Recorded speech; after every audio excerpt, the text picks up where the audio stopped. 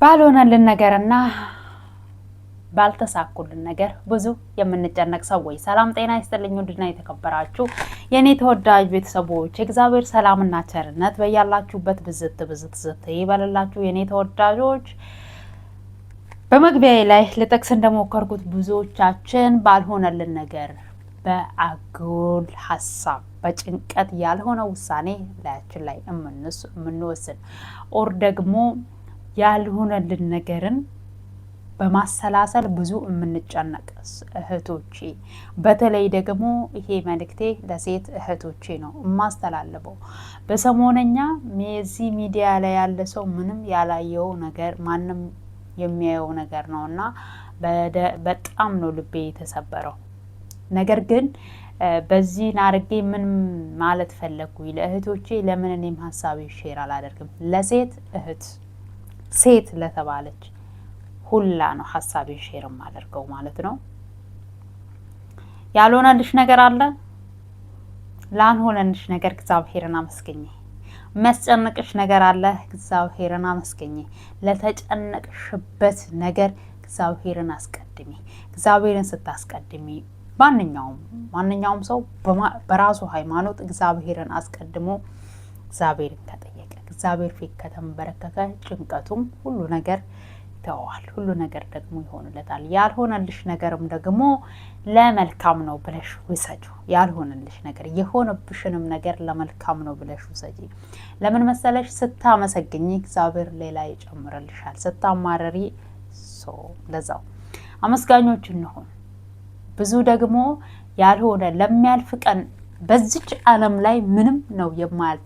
ደስታም ቢሆን ያልፋል፣ ሐዘንም ቢሆን ያልፋል፣ ጭንቅ ማንኛውም ነገር የማያልፍ ነገር በተአምር ነው የሌለው። ሁሉም ያልፋል። ማጣትም ማግኘትም ደስታም ሁሉም ነገር ያልፋል። የማያልፍ ግን እግዚአብሔር ነው። እግዚአብሔርሽን ከጠየቅሽ የማይሆንልሽ ነገር የለም። ይሄላችሁ የፈለኩት በተጨነቃችሁ ጊዜ ማያልፈው እግዚአብሔርን ወደ እግዚአብሔር ጸሎታችሁን የእውነት የነመላችሁ ሴት እህቶቼ በተለይ ደግሞ ይሄ አሁን እህታችን ቲክቶከሯ እህታችን አሁን በሰሞንኛ በዚሁ ሰሞን ህይወት ያለፈው እህታችን ቦኒ በሚዲያ ላይ ስለታወቀች በቃ ስለምትታወቅ ብቻ ነው እንጂ ሌሎች ሰዎች ስንቱ በተለይ ደግሞ እዚህ አረብ ሀገር ያሉ እህቶቼ ስንቱ የማይታወቁ ስንቱ ሐሳብ አስጨንቋቸው ላልሆነላቸው ነገር ሲጨነቁ ለሆነባቸው ነገር ሲጨነቁ ራሳቸውን የሚያጠፉ ኦር ደግሞ የሆነ ነገር ሀፕን አድርገው የት ገቡ እዚህ ገቡ የማይባሉ ስንት እህቶች አሉ። ያን ነገር እስኪ ሚዲያ ላይ ያላችሁ ሰዎች ተመልክታችኋል? እኛ በተለይ እዚህ ሚዲያ ላይ ስንሆን ከረቦ ወደ ደመቀበት ነው። ይሄንን ስል ግን ከመጥፎ አትውሰዱብኝ አደራችሁ። ላልሆነልን ነገር እግዚአብሔርን ስናመሰግን በመጨነቅ የምናተርፈው ነገር የለም። ጭንቀት ምንም ነው የማያተርፈው። የምንጨነቅበትን ነገር ለእግዚአብሔር ትተን እኛ የራሳችንን ድርሻ መወጣት።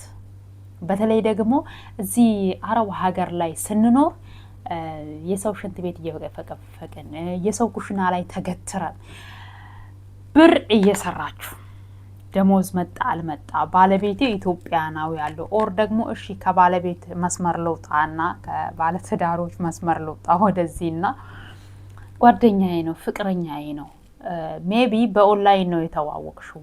በኦንላይን ለተዋወቅሽው ሰው ገንዘብሽን ልከሽ ብዙ አይነት ነገር የምንሰማው ነገር አለ። ገንዘባችሁን ትልኩና ያ ሰው መስመሩን ለጊዜ ማሳለፊያ ነበር ሲያወራሽ የነበረው።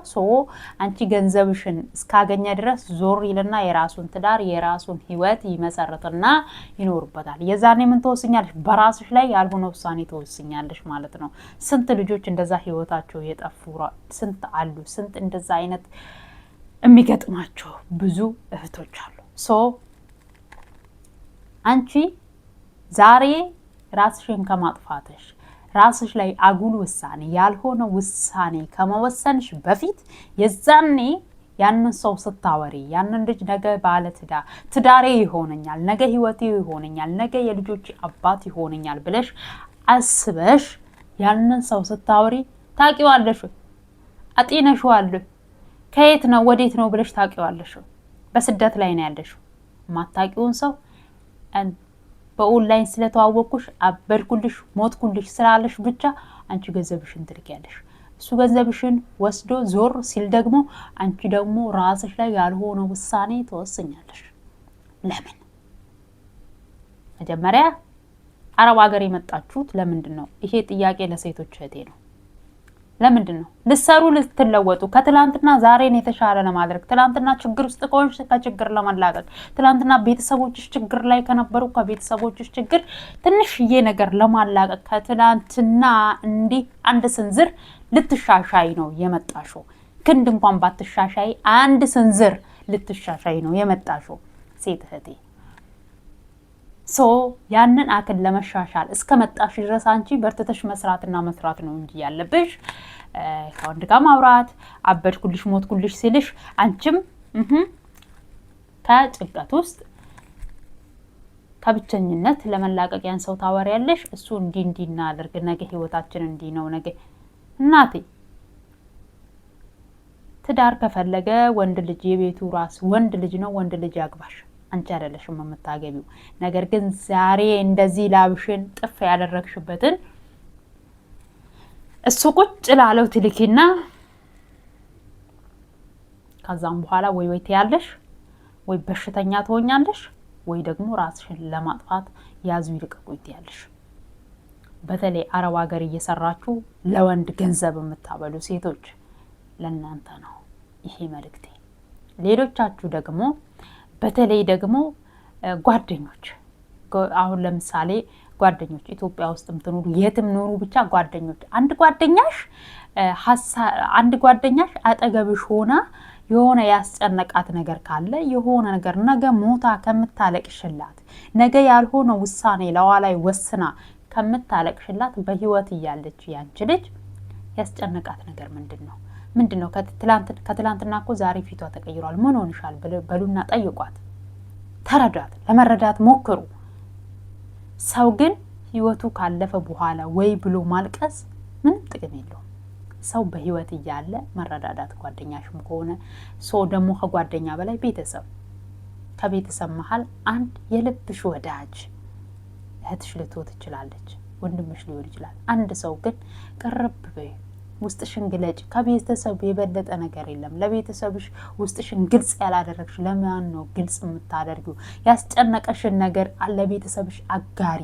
ይሄ ነገር ያስጨንቀኛል በይ። አንቺን ያስጨነቀሽ ነገር እኮ ለአንድ ሰው ብታካፊው ያ ሰው ያ ጭንቀትሽን ቢካፈልልሽ በዚህ ቢሆን በዚህ ነው እንዲህ ቢሆን እንዲህ አድርጊ ቢልሽ ከዛ ጭንቀትሽ ትገላገያለሽ።